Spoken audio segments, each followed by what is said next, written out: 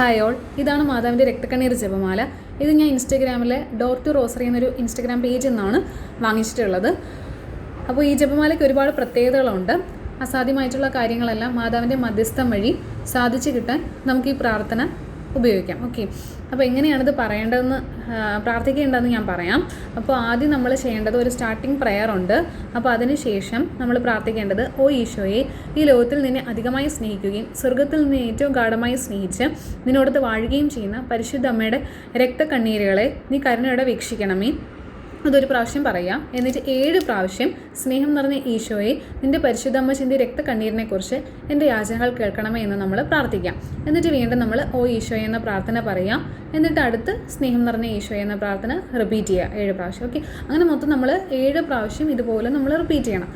എന്നിട്ട് ലാസ്റ്റ് നമ്മൾ പറയേണ്ടത്: ഓ മറിയമ്മേ, വ്യാകുലവും കരുണയും സ്നേഹം നിറഞ്ഞ അമ്മേ, ഞങ്ങളുടെ എളിയ യാചനകളെ നിൻ്റെ പ്രാർത്ഥനയോട് ചേർത്ത് നിൻ്റെ പ്രിയപുത്രന് കാഴ്ചവെക്കണമേ.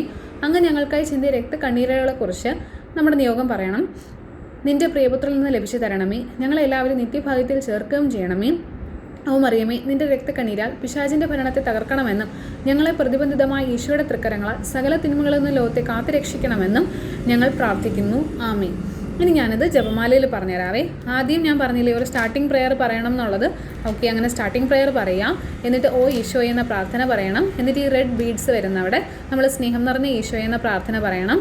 എന്നിട്ട് വീണ്ടും വൈറ്റ് ബീഡ് വരുന്നിടത്ത് നമ്മൾ പ്രാർത്ഥിക്കേണ്ടത് ഓ ഈശോ എന്ന പ്രാർത്ഥനയാണ്. എന്നിട്ട് വീണ്ടും റെഡ് ബീഡ്സ് വരുമ്പോൾ സ്നേഹം നിറഞ്ഞ ഈശോയെ.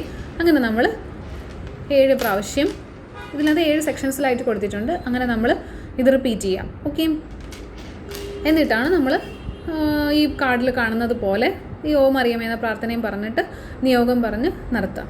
ഓക്കെ, അപ്പോൾ ഇത്രയാണ് ഈ പ്രാർത്ഥനയെക്കുറിച്ചുള്ള ഒരു ഡീറ്റെയിലിംഗ്. ഇനി എന്തെങ്കിലും സംശയം ഉണ്ടെങ്കിൽ നിങ്ങൾക്ക് നെറ്റിലും ഈ പ്രെയർ കിട്ടുന്നതാണ് കേട്ടോ. അപ്പോൾ അങ്ങനെയും പ്രാർത്ഥിക്കാം. Okay, thanks for watching.